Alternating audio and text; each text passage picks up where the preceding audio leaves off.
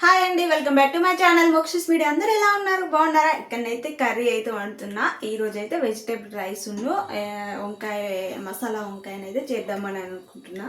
చూద్దాం ఎలా ప్రాసెస్ అనేది చెప్తాం మీకైతే, ఖచ్చితంగా చూడండి. ఇప్పుడు వాటర్తోనైతే కడుక్కుందాం. 2 times దాకా కడుక్కోవాలండి. కూరగాయలు అయితే మంచిగా కడుక్కోవాలి, ఎందుకంటే మందు అవన్నీ చల్లుతారు కదా. మంచిగా 2-3 సార్లు కడుక్కోవాలి, వాష్ చేసుకోవాలి కూరగాయలను అయితే, ఏ కూరగాయలైనా. ఇప్పుడైతే స్టార్ట్ చేస్తాం. కడిగి అయితే పక్కన పెట్టేసిన వంకాయలను అయితే ఇంతలో మనము వీటికి కావాల్సిన మసాలాలు ఉంటాయి కదా, అవి అయితే వేపుకుండా ఇక్కడనైతే రెడీగా పెట్టుకున్నాం. పిల్లలైతే స్కూల్కి వెళ్ళిపోయారు, వాళ్ళకైతే ఎగ్ అయితే ఫ్రై చేసి పంపించిన. ఎందుకంటే ఈ కర్రీ పొద్దున్నే పెట్టుకున్నాం అనుకో లేట్ అయిపోతుంది. దీంట్లోకి అయితే వెజిటేబుల్ రైస్ బాగుంటుంది. ఈ కర్రీ ఉన్నాక మళ్ళీ వెజిటేబుల్ రైస్ కూడా వండుతా. వాళ్ళు సాయంత్రం వచ్చేసరికి రెడీగా ఉంటాయి అన్నమాట ఇవి. ఇంట్లోకి అయితే చూడండి, ఇక్కడనైతే లవంగాలు, వీటి పేర్లు తెలియదురా నాకు. లవంగాలు ఒక 4 తీసుకున్నా. ఎక్కువ స్పైసీ అయితే మేము తినము, ఎందుకంటే నాకైతే అస్సలు పడది. మళ్ళీ అవి తిన్నామనుకో ట్యాబ్లెట్లు వేసుకోక తప్పది. ఇగో లవంగాలు ఒక 4 అయితే తీసుకున్నా. చెక్క ఇంత ఒక చిన్న సైజు ఇగో 3 pieces దాకా తీసుకున్నా. కొన్ని మెంతులు ఒక్క గిన్నెని ఇక్కడ పడుతున్నాయా ఇన్నే అన్నమాట. కొంచెం జీలకర్ర డైజెషన్ కావడానికి మంచిగా, కొంచెం ఇది మసాలా ఎక్కువైనా కూడా ఇది బ్యాలెన్స్ చేస్తుంది, అందుకోసమే జీలకర్ర ఇంతనైతే తీసుకున్నా. ఒక చిన్న స్పూన్ అంతా ధనియాలు, ఇవైతే 2 స్పూన్లన్నీ ఉంటాయి ధనియాలు. వీటిని అయితే ఇప్పుడైతే వేపుకుంటా. అయితే స్పైసెస్ వేపడానికి అయితే ఆయిల్ అయితే పోసుకొని కడాయిలో పల్లీలు అయితే తీసుకోవాలి. మనకి ఎంత గ్రేవీకి సరిపోతుందో అంత, మీకు ఎంత పడుతుందో అంత గ్రేవీకి తగ్గట్టు పల్లీలు అయితే వేసుకోండి. ఇందాక ఉంచిన కదా జీలకర్ర మెంతులు అవి అయితే వేసుకొని అందులోనే కొన్ని నువ్వులు అయితే వేసుకొని మంచిగా కలపాలి. పుదీనా, కొత్తిమీర. ఇప్పుడైతే గ్యాస్ అయితే ఆఫ్ చేస్తున్నా. ఇంకా అయిపోయినాయి. కొంచెం చల్లగా అయినాక మిక్సీకి అయితే వేసుకోవాలి వీటిని అయితే. ఆ లోపలనైతే వంకాయలనైతే కట్ చేసుకుందాం.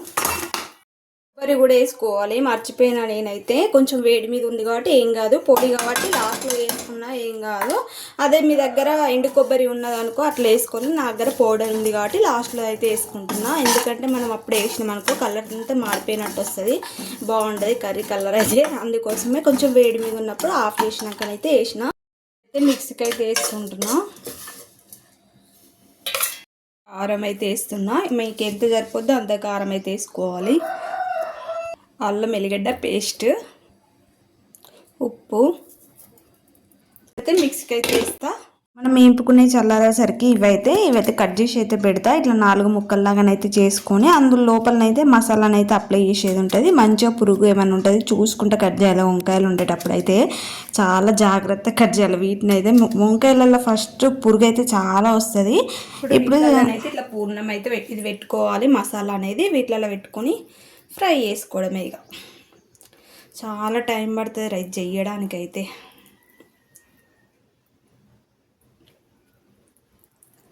ఓపికతో చెయ్యాలి ఇది. సేమ్ అన్నీ ఇలానే పెట్టుకోవాలి. మసాలా అంతా దీంట్లో అప్లై చేయాలి. ఆయిల్ అయితే పోసుకోవాలి. ఆలు, జీలకర్ర, ఆనియన్స్, కరివేపాకు కూడా వేసుకోవాలి ఇందులోనే.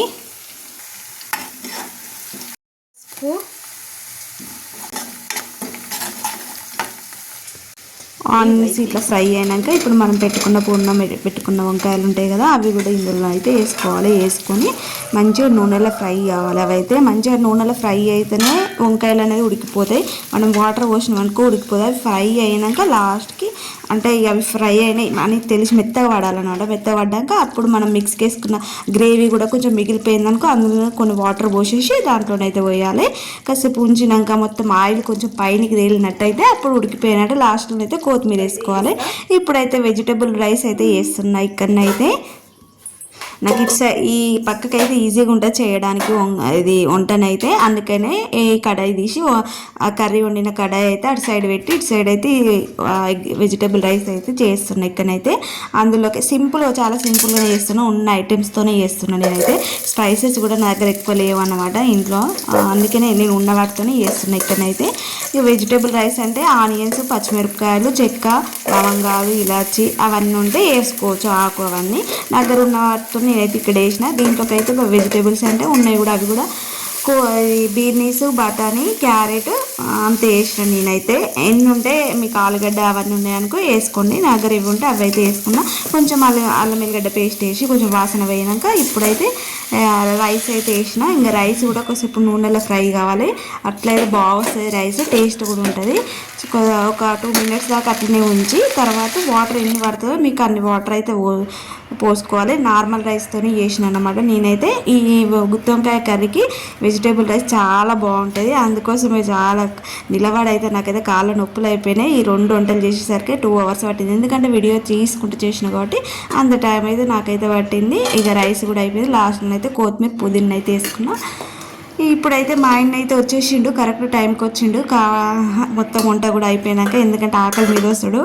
1:30 ఏమవుతుంది ఆ టైంకి అయితే. ఇక మా ఆయన అయితే ఇంటికి అయితే వచ్చిండు డ్యూటీ నుండి. అయితే ఇప్పుడైతే ఆయనకైతే అన్నం వేస్తున్నా. నేనైతే పొద్దున్నే తినేసిన, వైట్ రైస్ ఉంటే తినేసిన. పిల్లలకైతే వైట్ రైస్ ఎగ్ వండినని చెప్పిన కదా, అదే ఉంటే తినేసిన. ఇప్పుడైతే ఇంకా మా ఆయనకి వేడిగా ఫుల్ టేస్ట్గా ఉంటుంది కదా, అట్లా వేడి నచ్చితే చిన్న లైక్ వేసుకుని కొత్తగా సబ్స్క్రైబ్ చేసుకోండి. Bye bye.